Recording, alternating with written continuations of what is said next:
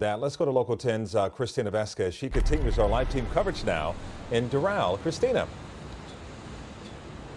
Where we begin with a reminder from state officials. They say for every household, make sure that one vehicle has a full tank of gas.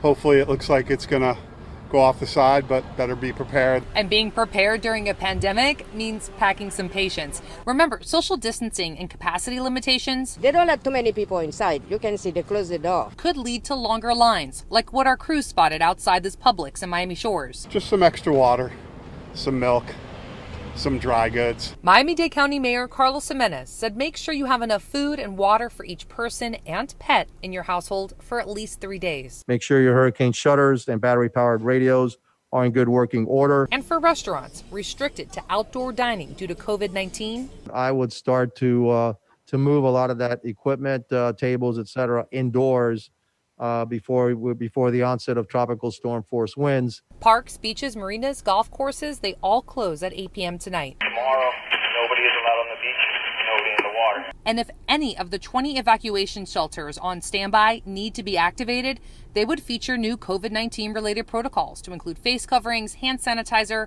and social distancing measures. If you're positive to COVID-19, we may have to put some folks into classrooms.